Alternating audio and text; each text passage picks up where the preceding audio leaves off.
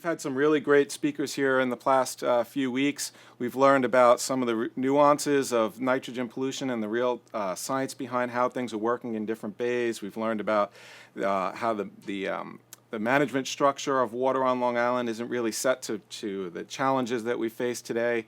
We've learned from some of the successes that we've had, the Pine Barrens Act that really helped make it so that things aren't worse than they are, and some of the other things like the Community Preservation Fund on the East End. And we've learned that suburban sprawl doesn't pay. It doesn't reduce our taxes. If suburban sprawl paid for itself and lowering taxes, Long Island would have the lowest taxes in the country. And so what I hope to get across today is that this is in fact a solvable problem, and working together we can solve this problem. When I was a kid growing up on the South Shore of Long Island, if you weren't a clammer, either your neighbor or your family member or you had friends who were. Clamming was a big part of the industry.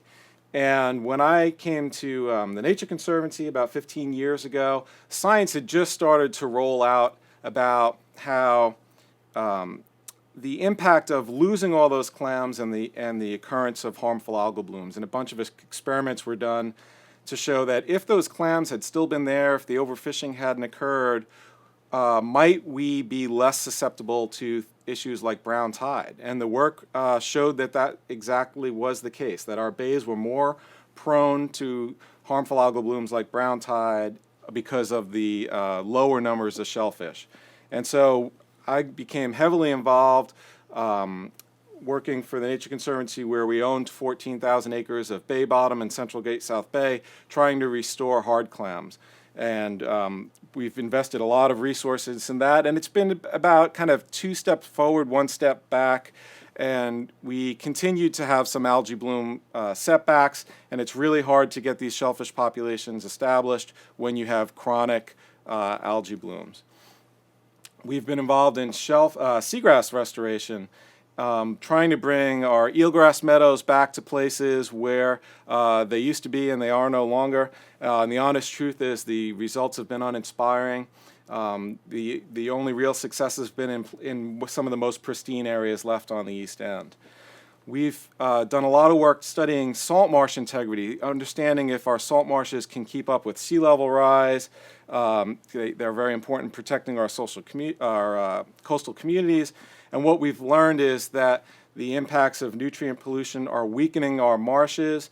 You can see from this slide there's actually some CAT scans on this side of the root masses in areas that have high nitrogen pollution and low nitrogen pollution, and it turns out that the grasses themselves make less roots when they don't need to, when there's so much basically fertilizer in the water, and so they tend to fall apart, like you can see in this photo here.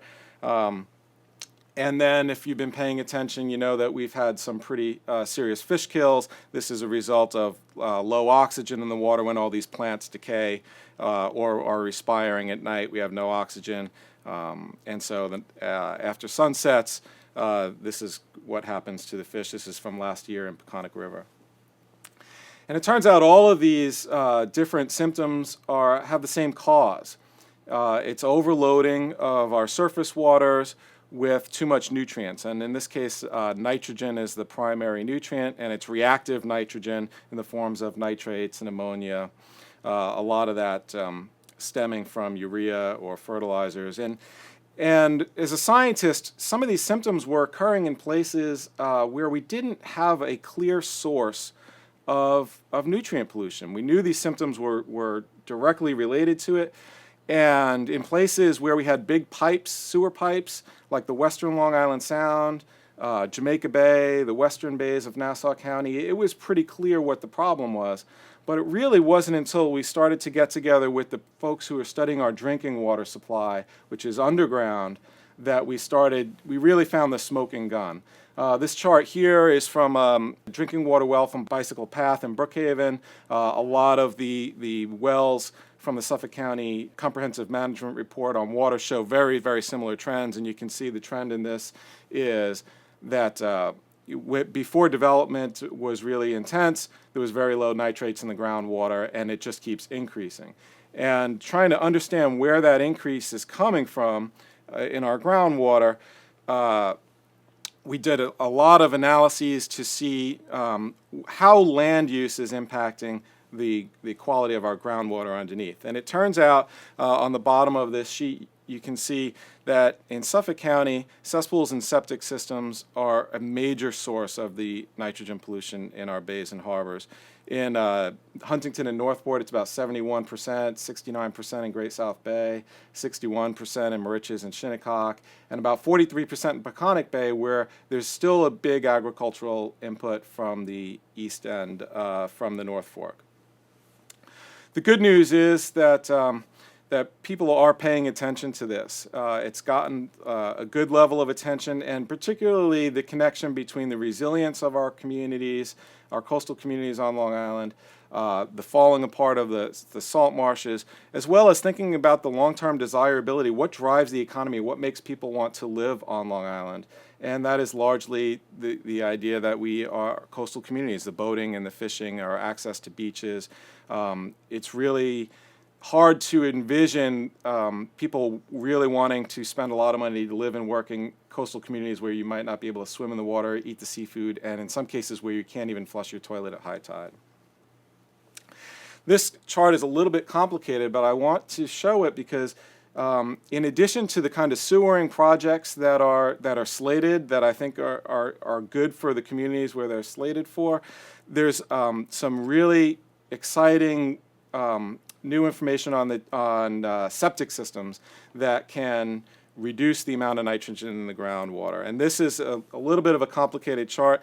They have this similar problem in many states around the country, and in the state of Florida, consultants were challenged to put together a very, very simple septic system that had only one moving part that could reduce nitrogen. And what this chart shows, it's actually a map of someone's backyard. The first map is the nitrogen plume. The red part is about 40 milligrams per liter of nitrogen underneath where the septic system was, where it drained. And then 2 years later, after installing a relatively simple drain field, almost no nitrogen in the groundwater, close to zero, right underneath the plume. And the exciting thing is that Suffolk County is in the midst of now starting to approve these for use. And what we're hoping is that we can see a transition away from the old standard cesspools and septic systems that we have on Long Island. This is an image of a new house being developed and the kind of equipment that needs to go in for a traditional Long Island cesspool. These big cement rings are put in the ground, and they basically force inject untreated sewage into our drinking water aquifers, and that eventually flows into our bays. One of my colleagues jokes that the little porta potty next to the septic rings might actually be a better solution than the septic rings themselves. But what's exciting is just last week, one of the first modern drain fields was installed here in Suffolk County in Mastic Beach, and you can see that everything on this drain field. The reason I'm showing you the back of a pickup truck, everything in a modern drain field fits in the back of a pickup truck, and so in terms of cost of bringing all this kind of heavy equipment to a site versus bringing a pickup truck full of things to a site. We're talking about a very comparable cost in terms of these new systems that are much more efficient. This is just some images of some in fact, Suffolk County inspectors scratching their head and just thinking, I suppose, is this going to be the future, these shallow water drain fields? What's really exciting about these drain fields is they not only will reduce the nitrogen input, but there's other contaminants of concern in our wastewater. Things like pharmaceutical drugs, the things that are in shampoos, even flame retardants that are in children's clothing that we wash. They all pose a threat to the quality of our drinking water. And so what's being proposed is basically a solution that would address both nitrogen and the quality of our drinking water. Some really smart things. And it turns out that these new systems can be much more adaptable. This is actually an image of an old structure in Rhode Island where one of these was installed. In this situation, they were able to simply, this is a historic building. The owners did not want to have their their flowers and fences and the historic structures disturbed. The installers were able to simply lift up the bluestone tiles, roll up the sod, install the drain field, and have everything looking pretty much like it was in pretty short order. So this is some pretty exciting things, and I think this is the future for Long Island. There's really good news in that in my career, I have never seen federal agencies, the EPA, state agencies like the DEC, Suffolk County Department of Health, Stony Brook University Center for Clean Water Technology, all working so closely together with unified goals in mind. It really is an unprecedented level of cooperation. It's going to take the citizens and residents and voters of Long Island to keep the pressure on, to keep the momentum going. But I got to say, in good faith, I think everybody is really working hard towards doing the right thing. So as a resident, perhaps, what is it that you can do in terms of septic systems? Not everyone's going to update their septic system right away. Not everyone's going to have an opportunity to hook up to sewers, but there are going to be things that you can do. First of all, some folks might not even know if they have a cesspool or a standard septic system or where it is. It might be beneficial to start looking into it so that you know what it is that your home has, and that if there's maintenance involved in that maintenance is taken care of. But we believe that in November, there's going to be several opportunities, perhaps more than one ballot initiative on the ballot for voters to vote yes for clean water. And I don't know at this point what the details of those will be, but strongly encourage people to pay attention to that. And then talk to your neighbors, talk to your family, talk to your friends so that people are aware of the issues and that they have an opportunity to do something. In a couple of weeks, today is Earth Day. In a couple of weeks, about Memorial Day, we're hoping to have a lot of information on our website, some small videos explaining how nitrogen pollution works, some of the impacts, and some testimonials from Long Islanders all the way from the Western Bays to Montauk Point. And hopefully that will be useful to you as well. And again, hopefully you can share that and get some use out of it.